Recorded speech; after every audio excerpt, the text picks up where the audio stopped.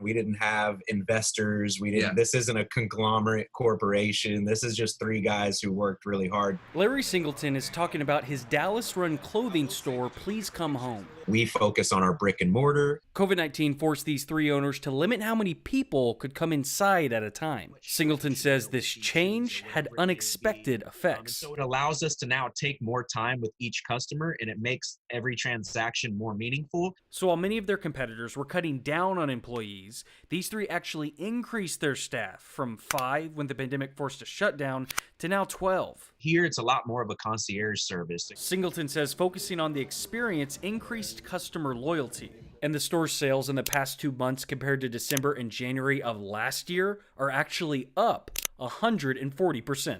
Our main bread and butter is just here in store. For decades, Richardson Bike Mark had a similar in-store business model.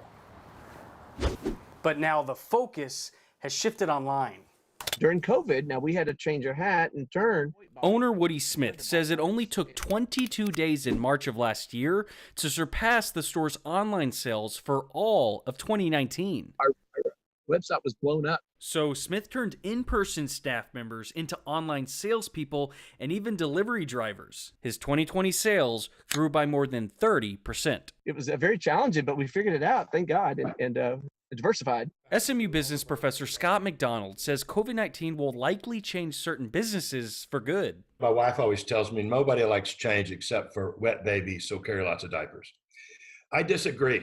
McDonald says a business deciding to modify is hardest when things are going well. When is a hog most vulnerable? When it's fat and happy or sick and weak. What McDonald's getting at is that it's challenges that force some people to change and improve how their business is run. You have to reevaluate yourself or your competitors will. Which these three did. When health guidelines forced them to get rid of their dressing rooms, they broke down the walls, literally, and created a new sneaker room, giving them nearly 30% more capacity for their shoes. It allowed us, without any backlash, actually hasn't really hurt the sales at all. You either want it or you don't. So while these two businesses adapted to the pandemic differently, they both found a way to shift gears and put their best foot forward. In Dallas, I'm Jay Wallace.